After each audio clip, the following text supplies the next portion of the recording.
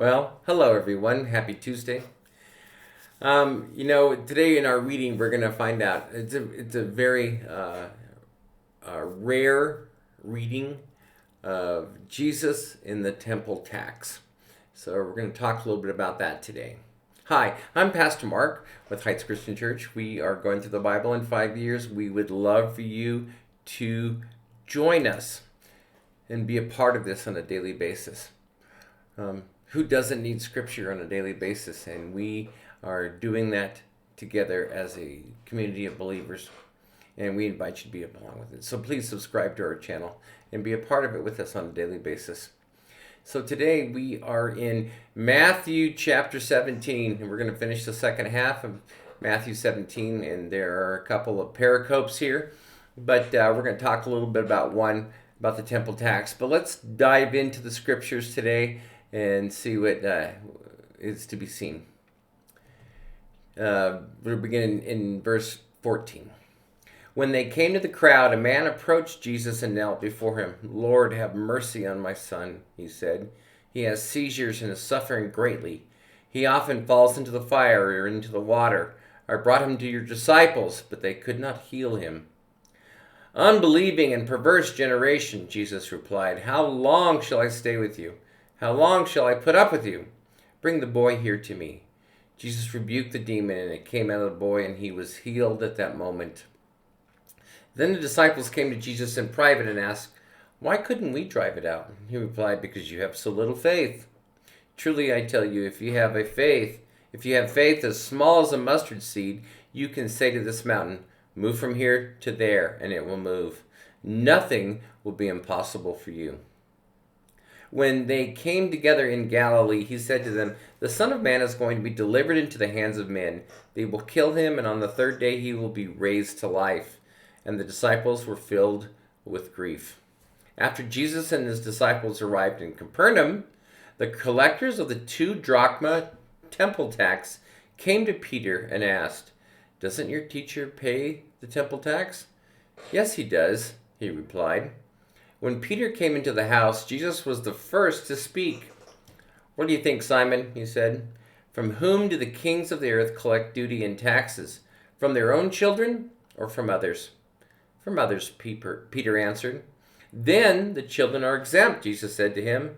"But so that we may not cause offense, go to the lake and throw out your line. Take the first fish you catch, open its mouth, and you will find a 4 drachma coin. Take it and give it to them for my tax and for yours."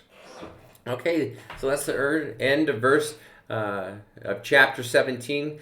And, there's a lot we could talk about. Talk about the faith of the disciples and healing this child or not being able to heal this child.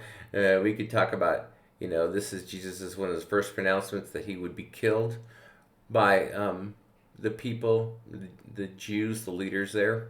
But we're going to talk a little bit about the temple tax. First of all, this is the only place in Scripture where you don't find this story of the temple tax and Peter fishing in any of the other gospel parallels. And so it's interesting that we see this, that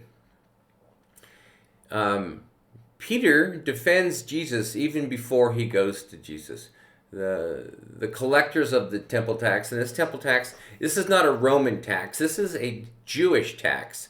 This was a tax set up for the keeping the upkeep of the temple. It was between men 20 to 50, and they had to pay a certain tax. Now, earlier times, it was more. Other times, like post-exilic, when the men had first come back and the temple was rebuilt, where there was a third of a shekel tax, and then by the time of Jesus' time, it was a 2 drachma tax, or a half a shekel. So, it's funny because there's a miracle here, and Jesus tells Peter the first fish he catches, there'll be a 4 drachma or a full shekel